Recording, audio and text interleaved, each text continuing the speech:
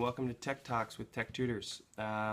So, I used Windows 10 for the whole week on my main workstation, and now I get to tell you what I thought about it. So, generally speaking, Windows 10 is a lot better operating system holistically. Out of the box, Windows 10 is way more useful than it has been. The native apps are generally quite good. They have a calendar app, they have a mail app, all of these things which before you had to get extras. So you're more inclined to be able to use it just the right way it is, which is really quite useful. So that's one of the great things.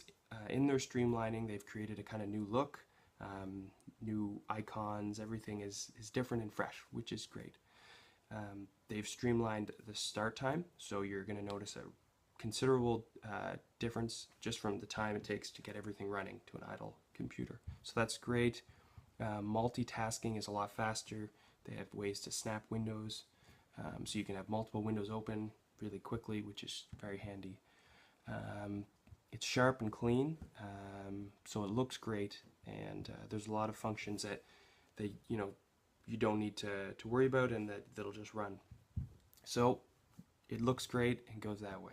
The bad, you kind of start to lose control with Windows 10.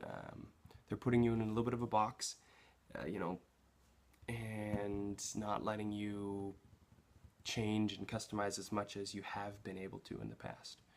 So you kind of have to use Bing a little bit more, and you don't get to choose when your updates come in and which updates you use or what the updates are actually doing. So in that sense, they just they want to take over and not have you worry about it, which is good, except if you know what you're doing and you'd like to be able to tweak it. So it's not all bad, but they have put you in a little bit of a box, and it's at this point not as good. Eventually they will, it'll be better, I think. The start menu is back, woohoo, except it's, I don't know, maybe in the time that it's been away from Windows 8 and 8.1, we stopped needing it.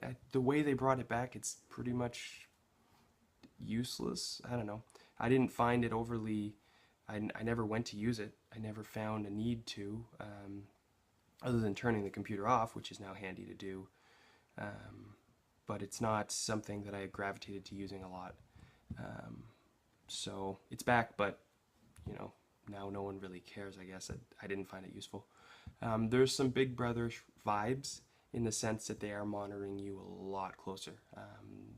They're getting some statistics from us, and they're using them, which is good. I mean, it can make our user experience better over time, but some people don't like that as much. They recreated Edge, which is really good because Internet Explorer has been terrible for so long.